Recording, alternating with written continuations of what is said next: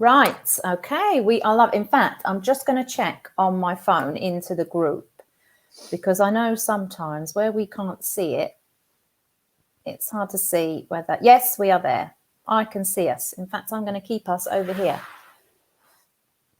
so that I can see if anything comes in or out. Right. Morning, everyone, and welcome to our interview today with the lovely Islay O'Hara, who is a PR consultant, who I know we will hear a lot more about very shortly. So just give a minute or two to see if anyone comes on, because we have come on a little bit early. So we'll just wait for a couple of minutes. I'll just have a little check in here, so it's all running nicely. Okay, so welcome, Islay. It's lovely to have you with us today. I'm excited to be here. Thank you for asking me.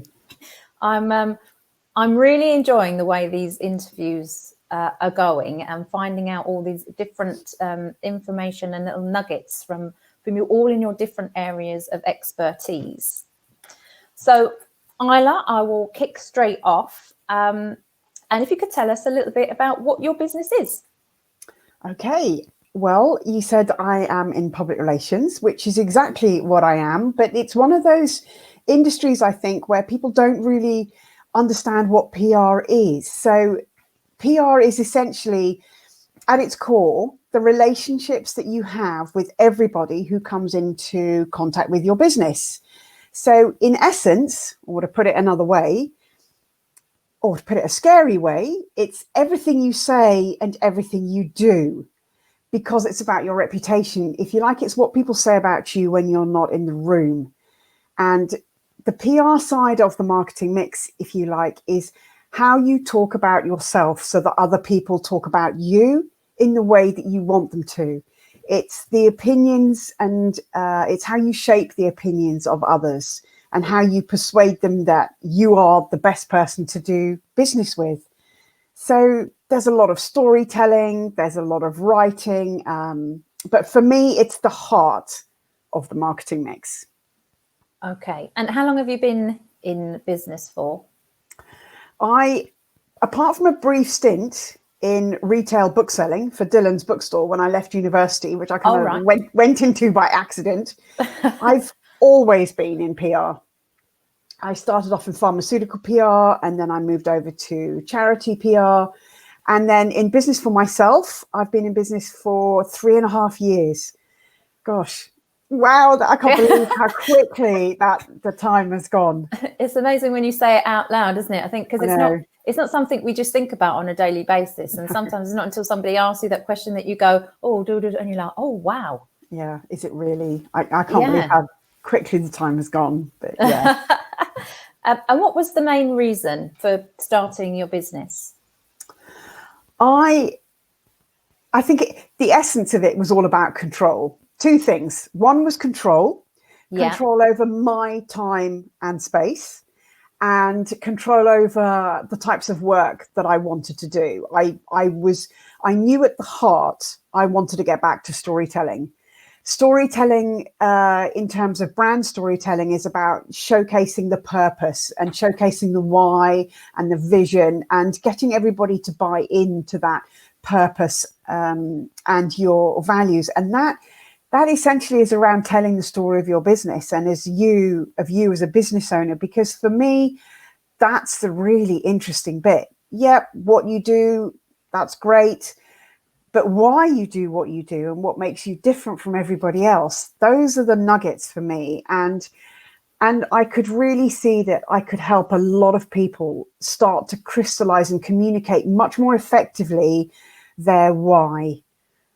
And also communicate with confidence as well. And also authenticity. It's hard talking about yourself without it seeming like bragging. But if we don't talk about ourselves as business owners, nobody else is going to, unless you've given them the words that I spoke about earlier. And, you've given them the words and you've spent that time building your reputation. So those are the two reasons why: control, and to really be able to help business owners talk about themselves with confidence, influence, and authority. Yeah. And just quickly, actually, on that, obviously storytelling is massive, and people talk about it a lot more these days than they ever did. It's sort of become the forefront of how to sell your products, services, and yourself as a brand, hasn't it? Definitely. Why do you think people find it so difficult to tell that story? I think, and there is a difference between men and women business owners here, I think. And at the risk of doing several rash generalizations, I think women are more reticent to put themselves forward and show the real difference that they can make, because they do feel that, you know, they're putting their head up above the parapet, if you like, and they're going to get shot down. Well, you're probably not going to get shot down. And if you are, it might just be by one person. And who cares about that one person? Because there's lots of other people who want to hear what you have to say. And I think men appear to be a lot more confident with the bluster, if you like. You know, they're going to go there. They're a lot more confident at showcasing their skills. And I think that when you tell a story, it's a different way of communicating. It gives you a different power, because you're sharing something that's unique to you. You're confident in your story because, of course, you know it. You're not going to forget your words or anything like that, because you're sharing something that's happened to you. And the power of that, when it resonates and connects, I mean, there's all sorts of science around storytelling, but, you know, the essence of storytelling is that it enables you to give your sales message in a non-salesy way. And it enables people to get to know you on a different level. And when you're not saying, you know, buy my product, it's the best thing ever, but you're saying, buy my product because I'm making it with the purest ingredients in my farmhouse kitchen on a Sunday afternoon with my daughter, you're all of a sudden a little bit more interested. And it's like, oh, you know, wow, where do you source your ingredients? And that's when the conversation will start. Oh, I get my ingredients from, you know, so-and-so, or I import them from this. And, oh, I went to visit their farm and I saw how they grew the lavender, etc., etc. And when you have conversations like that, one, it's a conversation and it's two-way, and the other, it's much more authentic, and it enables you to show your passion for what you do. And that is a marvelous connector when you're trying to get people to know, like, and trust you in business, because that old adage, people buy from those they know, like, and trust, is still true today. Yes. If anything, a little bit more, I think. Yeah, absolutely. Yeah. And going back to the sort of the male-female thing, I think obviously a lot of us women, there is some kind of unconscious bias, and there is some conditioning and obviously limiting beliefs there as to why we do find it quite difficult to shout about ourselves and talk about ourselves and communicate in that way. Whereas men tend to be a bit more sort of confident in being a bit more direct. And I think a lot of it, and I was having this conversation the other day with somebody actually, is about how we actually communicate, the words we use, the phrasing that we use, the confidence that we have, how we talk to ourselves, let alone how we then obviously talk and speak externally. And I think that there's quite a big difference, isn't there, between them absolutely and females in that area. Yeah, because you can't be you can't be self-deprecating all the time, you know. And I say that with caution, because sometimes you can be a little bit, because showing a bit of vulnerability, you know, that does help people connect with you. But I remember I attended a masterminding group in sort of in year one of my business, and a very experienced business owner in there, she sort of turned around to me and said, "You've got to change the way you talk about yourself." And I realized that I'd always had the background, and if you like, the confidence of having worked for a big agency. So I didn't have to sell myself, because when I walked into the room, I kind of, everybody knew who I was, my reputation as, you know, as a, you know, client services director with this big PR agency, that spoke for me. But of course you don't have that. It was like, I liken it to a suit of armor, if you like. You know, I'm inside, but I've got this whole sort of aura, or this armor around me. And that said who I was.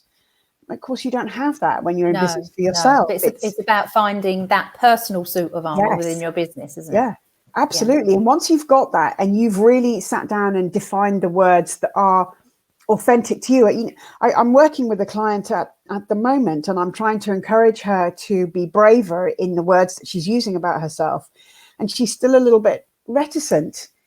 And I'm like, well, what, what is it? Why aren't you saying this? Because this is exactly what you do. Yeah.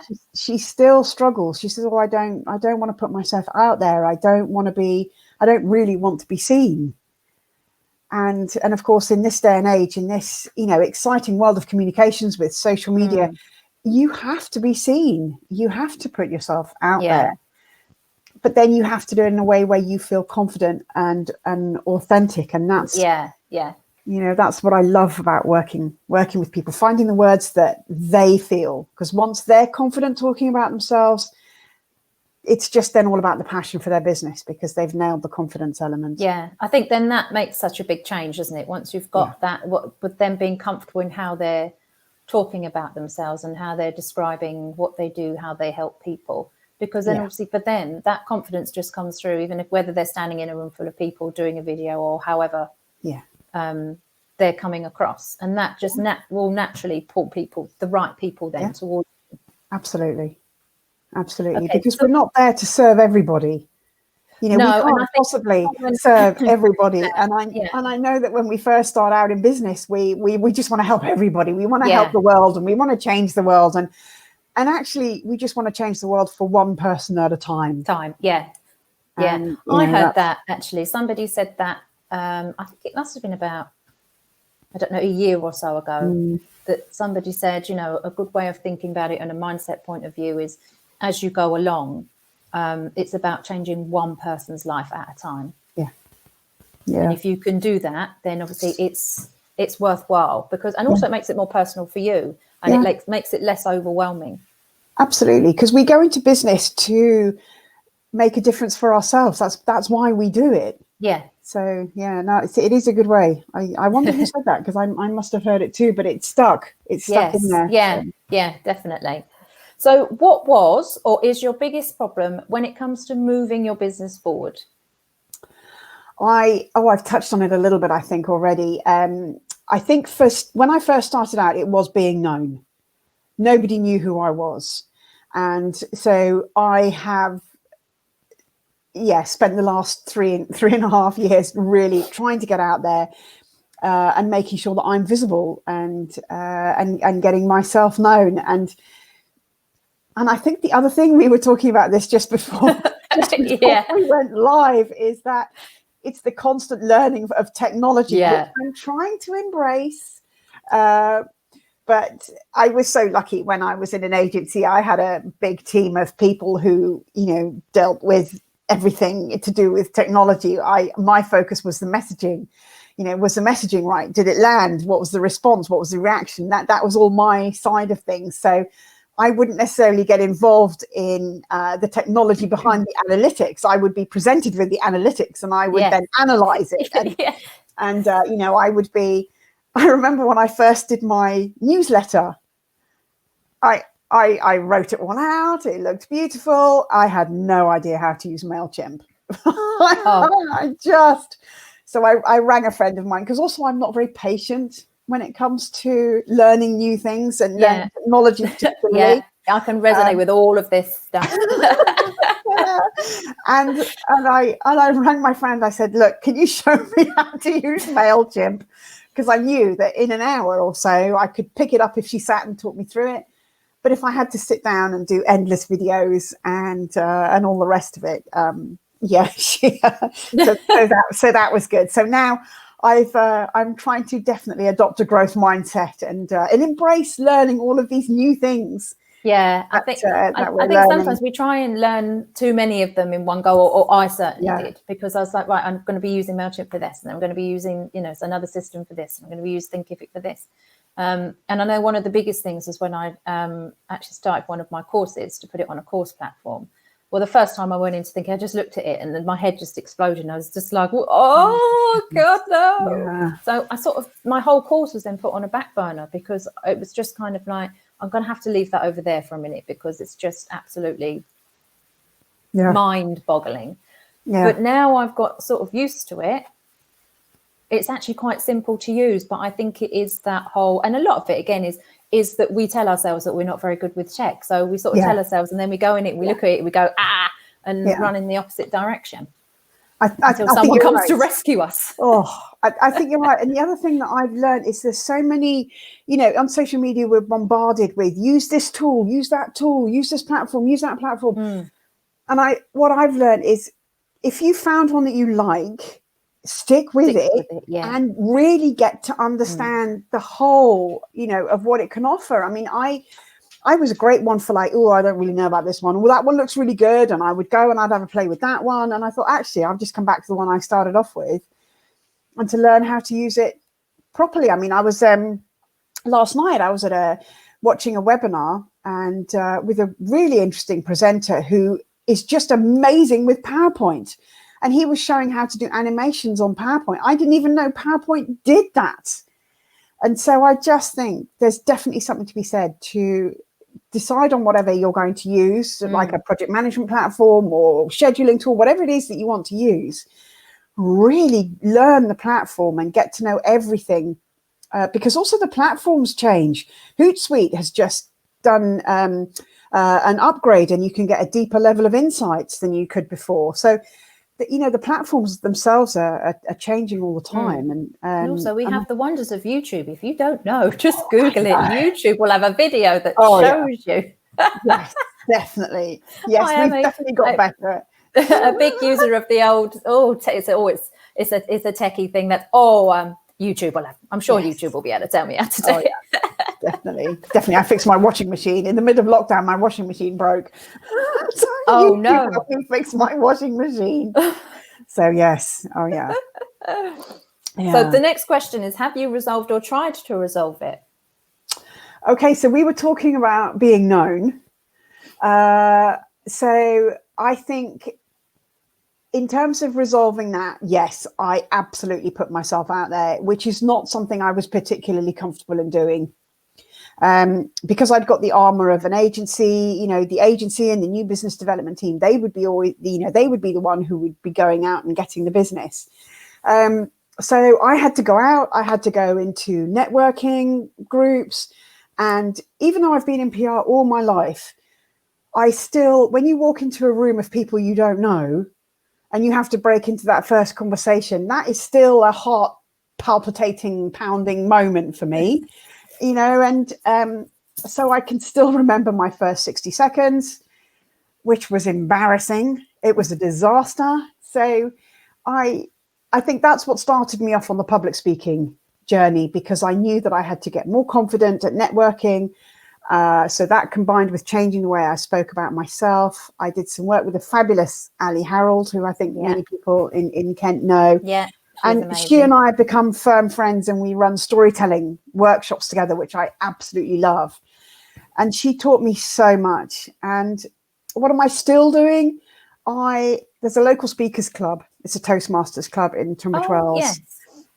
And I joined that. So there's no chance of me sitting back on my laurels and not practicing my public speaking. And that I'm still nervous, but I embrace the nerves now. They help me. I'm a lot more confident. And actually, I really enjoy public speaking. So it's such a good way. And I would recommend any business owner to do public speaking, because it is the best way to spread your message to a big audience. And that audience also, you talk all the time, every day, don't you? So of course. And you'll be able to use it every time you see somebody, doesn't matter what kind of scenario it is, because it's there, it's instilled in you, isn't it? Absolutely. And if you want to do some testing, you've got an audience right there. You can do your research and you can get instant feedback. So yes, getting over my fear of public speaking, I think, was a big challenge. And I know. So what mindset issues do you know have held you back at any point in your business journey? This was interesting when I first saw this question, and I think that the biggest thing is the fear of not being good enough. For me, it's the big one. Isn't it? It encompasses all of those other fears, and it's that top one. It is the top one, and Yeah, I know it can, but what I realized when I started to look into it a little bit more is I think I've always had it. So I've always had coping strategies to get around that. But I think there's some good elements as well. You know, I think if you have a mindset issue and the way that you compensate for those, you can get some really strong skills in your compensation techniques, if you like. For example, a fear of not good enough drives me to be very good at what I do. It drives me to be a constant learner because I know I'm always aware of what I don't know. But then the other side of that is you can maybe dwell a little bit too much. You can overcomplicate things. I'm a great one for overcomplicating things. And I constantly say to myself, okay, strip it back, make it simple. Yeah. So I think the fear of not being good enough, and that leads to comparisonitis as well, doesn't it? When you compare yourself with others, yeah, which, you know, is ridiculous. I'm all about making an individual business owner stand out for their experience, their uniqueness. And I learned very early on that I have to put my money where my mouth is, if you like. Yes. I have to live by what I tell other people. Yeah, I think we all do, but I think we all have this thing within, no matter what business that we have, is there's a certain element of we have to remind ourselves to actually practice what we teach, yes, obviously to other people, because we're all human. We all have these things. And I always say, you know, I'm a mindset and confidence coach, but I still have a coach and someone who sits in the wings or somewhere that, you know, because I still have still self-doubt elements that come in. Yeah. A lot of people, you know, the rich, the famous, the really top level entrepreneurs, that comparisonitis, you know, imposter syndrome, overwhelm, it still happens. Yeah. But it's finding those strategies and those tools that you can use to help to combat them. Yeah. Some of them you can banish and get rid of completely, but I don't believe sometimes they're still there. Every time you step a little bit further outside your comfort zone, they sort of come up again and go, woo, I'm still here a little bit. But if you know how to go, right, no, then you can move yourself forward. Yeah. So I think it's a lot of people find or feel that they have to go, right, I have to get rid of this for good. But we need to get rid of it for that certain situation, one situation at a time. And then every other situation becomes easier from the one situation that you've already done. I think so. Because once you've done that, you know, it's like with public speaking, you've done a little meeting with a small group of people. Well, next time you're going to speak to 50 people. Next time you're going to speak to 100 people. And you do, just every time you get out there, feel the fear and do it anyway is a big I mean, when I used to work in the media industry, I had to step in for somebody to go out and do a presentation to some students, like client students. And I thought it was just going to be like in a meeting room. Well, we walked in and I've looked through the door and it's actually Electra Theatre. So I've had to go down the stairs. I'm on this stage with my lectern, and I was just like, oh my God. And I was like, well, I'm here now. God, I've just got to do it. Just got to get on with it. And actually, I really enjoyed it. And every time I now have any kind of sort of fear around, I take myself back to that day. And I'm like, if I can do that, that was just sprung on me, surprise, answered, you know, took questions, everything. I can stand in a room full of, you know, of business owners or corporate people and speak. Yeah. And sometimes it's finding that evidence as to when, you know, the evidence of the last time that you did this, how did it go? Well, it actually went really well. So let's take that and use it in this area here. Yeah. So what do you want your business to look like in a year's time? Well, judging by how fast a year goes, gosh, it's going to be this time next summer, isn't it? So I think in a year, I'm finishing off the last remaining bits of my signature program, which is going to be about taking yourself from unknown to known. So I'm hoping that that's going to be in full swing, that signature program.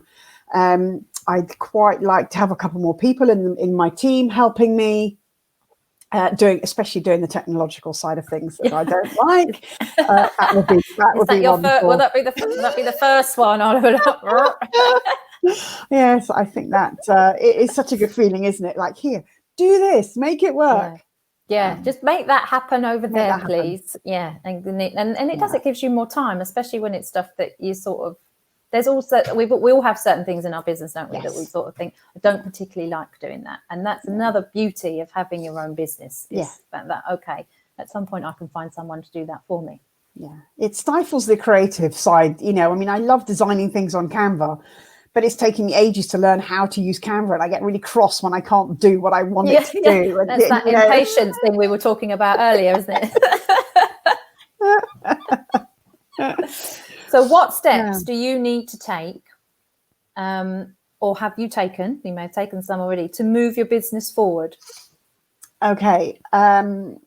Steps I've taken to move my business forward is all the research and the analysis and the reading to develop the signature program, which I have absolutely loved. I've learned so much about gravitas and charisma and presence and all of these things which people think you have gravitas or you don't, or you have charisma or you have presence. I mean, they're all quite different, these three things.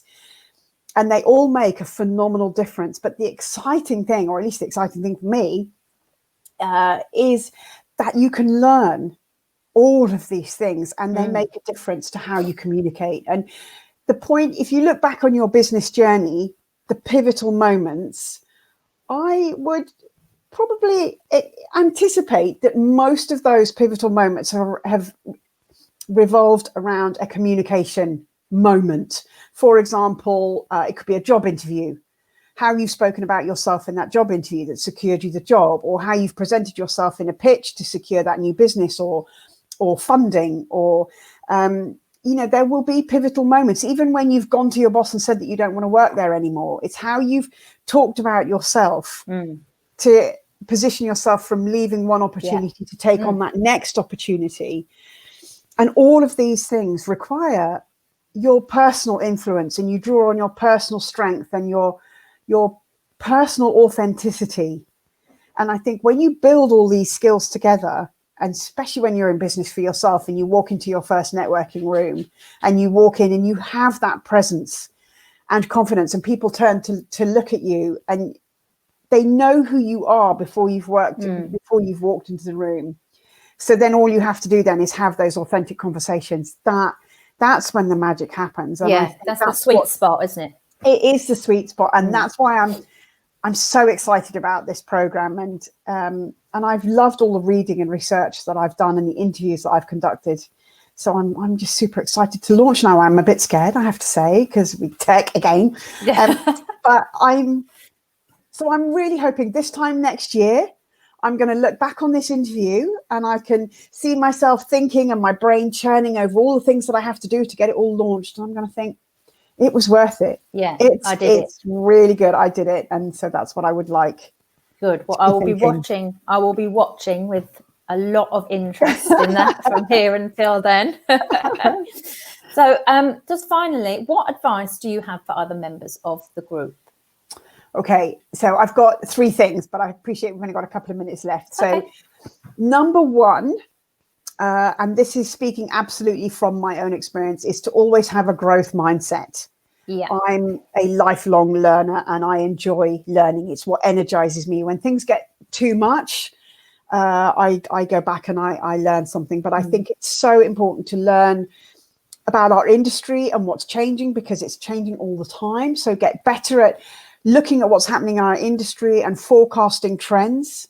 Get better at learning about ourselves and growing ourselves. Yeah. Because I think with these two strands, it enables us as business owners to become so much more agile and responsive to changes. And if this year has taught us anything, what was right or what can be right today may not be right tomorrow. And, when you look at how messaging changed throughout the COVID crisis. Oh, absolutely. Yeah. And so many companies got it wrong just because they weren't listening to their audience. They weren't putting their audience at the heart. So that's my second point, really, is put your audience at the heart of all of your communications. It's about what they want and what they need. It's not about what you want and what you need. It's about the difference that you can make. And that's my third point, is spend time to really nail the way you talk about yourself. Yeah. we've touched on it a couple of times in this interview, but find those words that show the difference that you make and say them everywhere all the time. And I guess my final top action, if you like, is once you've got those words, go and look at your about page on your website, go and look at your biographies on your social media platforms. And are you using these words? Is your online profile, does it match who you really are and who you aspire to be? So those are my top tips. First of all, it's about, and I always find with clients and a lot of people that I speak to is sometimes we've gone too far one way without doing a lot of this stuff. So it's about coming back to what our class is kind of the foundation, really, and actually finding out what your personal kind of values and things are. Very much so. In order to be able to do that, because we go into business and we look at sort of business values and how we want our business to go, but we haven't done the step one. Yeah. And sometimes that can be quite difficult because for some of us, you've got to go quite deep to find those out and let go of everybody else's values that you've picked up and you're carrying along with you that don't actually belong to you. Yeah.